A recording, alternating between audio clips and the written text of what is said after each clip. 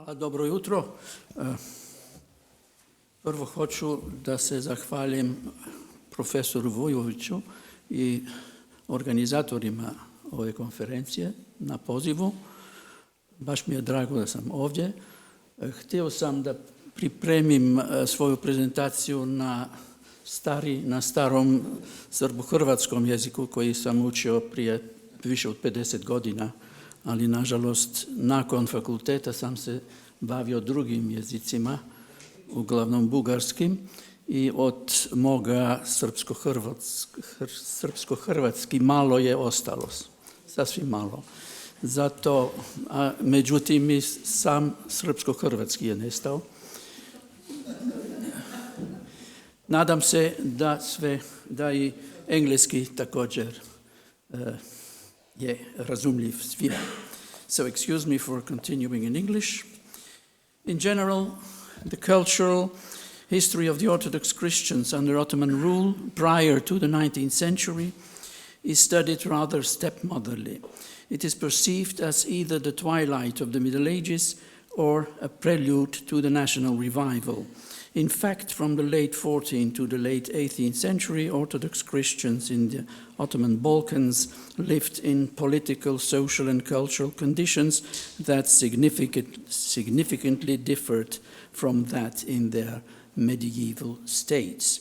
Since they had no idea of their future national liberation, the latter event cannot possibly explain their attitudes and behavior either. Sorry. In fact, the shared culture of the Orthodox Christians in the Ottoman Empire should be studied not as an aftermath or as a prelude, but rather as a culture in its own right. One aspect of this particular shared culture is the linguistic situation. A major feature is the use of the liturgical language as the language of all written communication, is the late adoption of the vernacular as a literary language, and the failed attempts to introduce a compromise of both varieties as literary language. The most extreme example offers Greece, where in the late 18th century, Korais devised a purifying language, katharevousa, a sort of combination of ancient and vernacular Greek, which served as official language until the 1970s. The Serbs in the Habsburg Empire for some time resorted to Slaveno-Serbian, combination of Russian and Serbian Church Slavonic and vernacular Serbian. In Bulgaria, similar Slaveno-Bulgarian was created, but it was soon abandoned. Studying this phenomenon from a comparative perspective, one is struck by the crucial role played by Greek, at least in the Eastern Balkans. The Orthodox Christians in the Balkans spoke various, not only Slavic vernaculars, but also, for instance, Albanian, Gagauz, Turkish, and Vlach or Romanian. However, only Greek and Church Slavonic were used in written form. Greek actually consisted of a variety of languages, from demotic or vernacular Greek to the archaizing, learned or scholarly Greek, with Koraisis Katharevousa somewhere in the middle. Greek is a textbook example of diglossia. I think there's no need to explain here what diglossia is, but I usually address an audience of historians and they have no idea what it could be.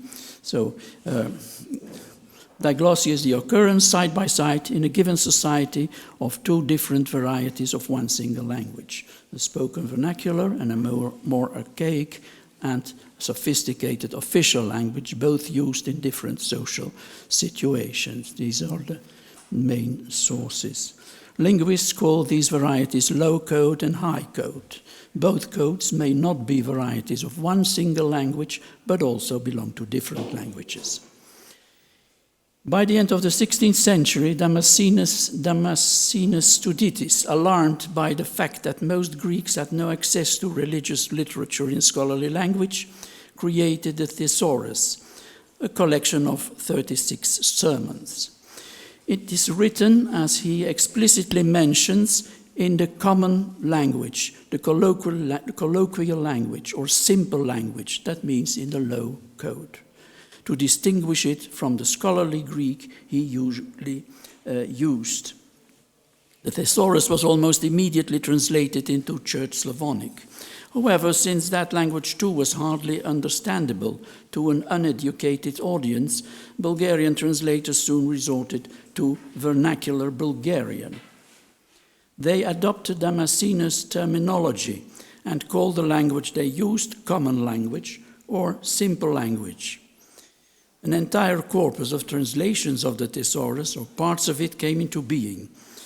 Bulgarian linguists today label the idiom used by these translators as New Bulgarian Literary Language, which from a diachronic point of view is perfectly justified. However, the translators themselves, unaware of the future development of Bulgarian literary language, in fact consider their language, just as Damascenes did, as low code as opposed to a Greek high code.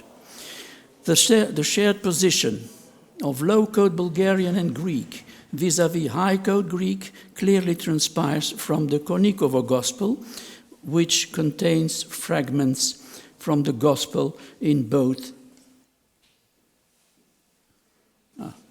There's something wrong here. Okay.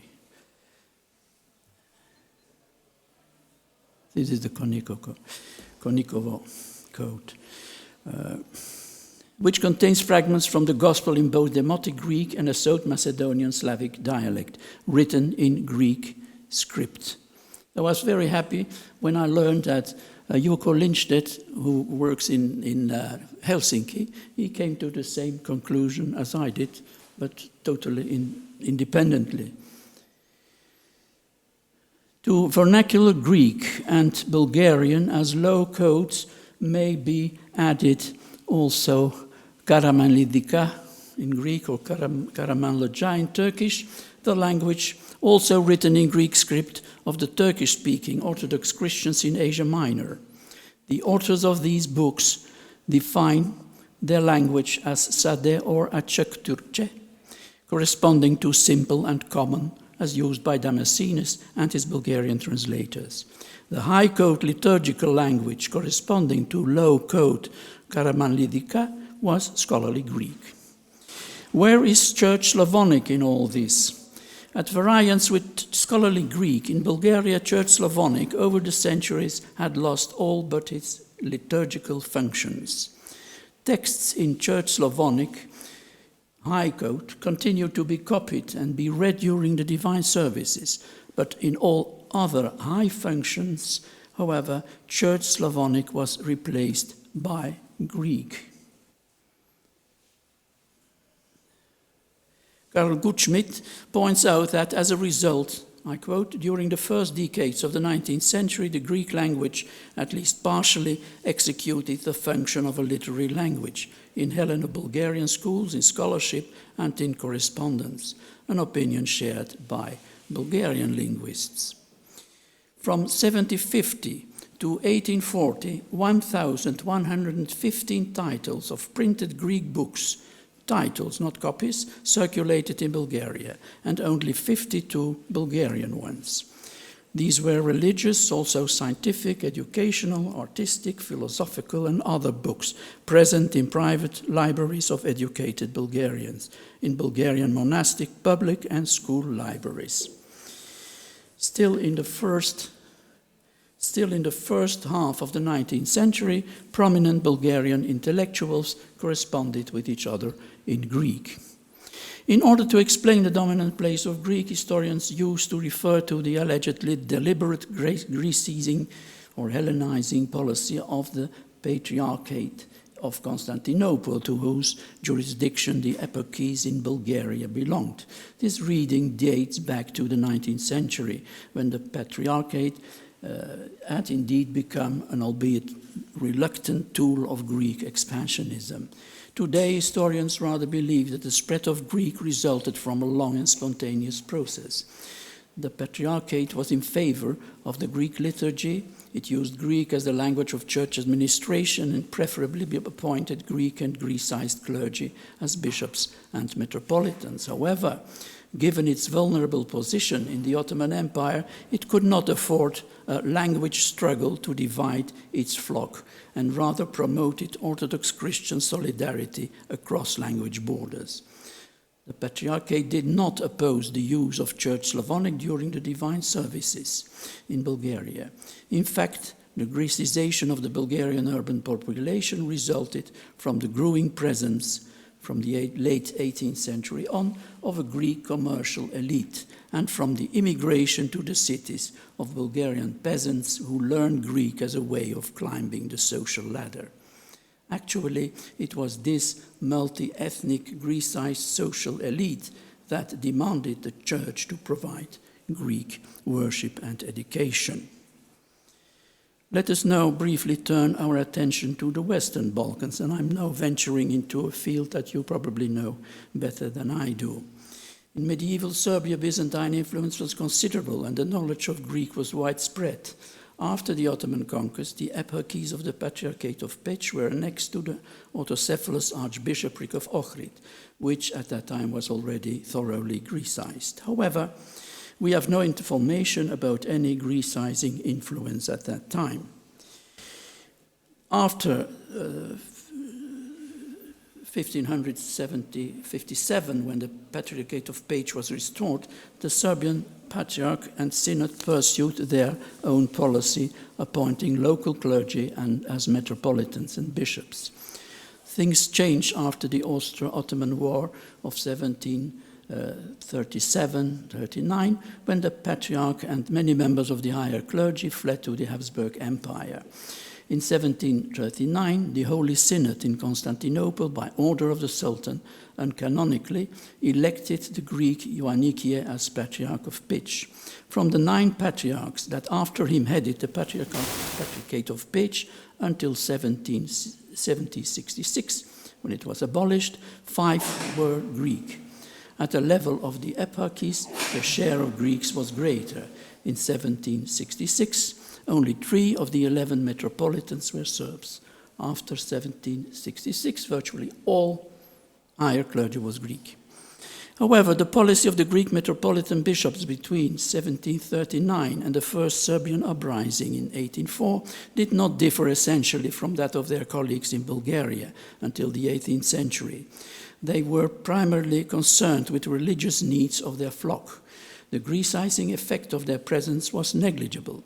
Many of them knew or learned the local language, spoken Serbian or Serbian Church Slavonic, or included Serbians in their chancellery, so that Serbian parish priests were addressed in their native language. The timid attempts of some Greek metropolitans to train Serbian priests with a view to introducing the Greek liturgy were abortive. Some Serbian monks had learned Greek and other languages on Mount Athos or in the Holy Land, and occasionally brought Greek books to the Serbian monasteries. There was a Greek school in the yard of the Belgrade Metropolitanate, but it mainly served the Greek trading colony in the city. In Montenegro, Greek influence was even more limited from, well, I don't need to explain this to you, I suppose. From 1790 on, the Metropolitan of Cetinje chose himself his successor, which made any interference from Constantinople impossible. The hostility to the Patriarchate of Constantinople was inspired by the aversion to Constantinople appointing non-locals as bishops and metropolitans, and by the perception of the Patriarchate as a puppet of the Ottoman regime, rather than by fear of non-existent Greek influence, as was the case in Bulgaria.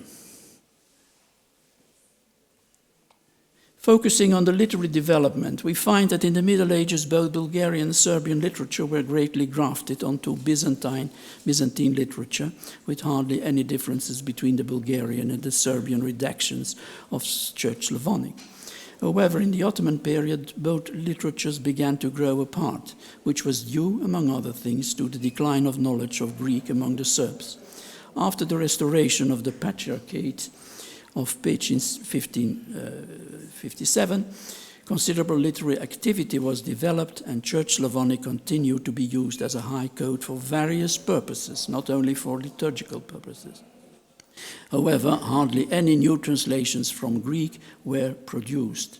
George Trifunovic mentions that, rather gloomy, that in the 16th century translation work did not completely wither away. And in the 17th century it did not die out either. But he mentions only two authors, the monks Gavrilo and Yevtimie, whom both lived and worked on Mount Athos. Symptomatic is the low distribution in Serbia of translations of the Thesaurus, the production of which required a command of Greek.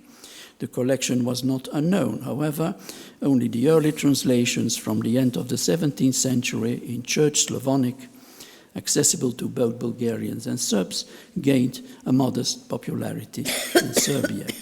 There existed with certainty only two of them. In the second half of the 17th century, Samuel Bakačić translated a number of the sermons from the Thesaurus into Serbian Church Slavonic, but he was no Serb, but a Ruthenian, and worked on Mount Athos. In Montenegro, despite the intensive literary activity there, no trace of translations from Greek can be found. The knowledge of Greek allegedly was, and rather ironically, was more widespread among Catholic humanists in Montenegro and Dalmatia than among their Orthodox Christian connationals. So I come to a conclusion. It is certainly no surprise that Greek has not had the same impact on the linguistic situation in Serbia and Montenegro as it had in Bulgaria and Macedonia.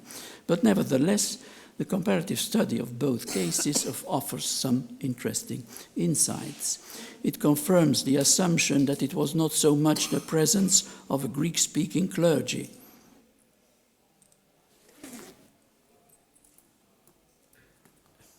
than as the presence of a Greek-speaking urban social elite that was decisive for the widespread use of Greek as a literary language among non-Greeks, and responsible for the Grecization of a part of society. The main reason for Serbia and Montenegro remaining outside the Greek cultural sphere had to do with, of course, geographical distance, but also with the absence of a Greek-speaking urban elite.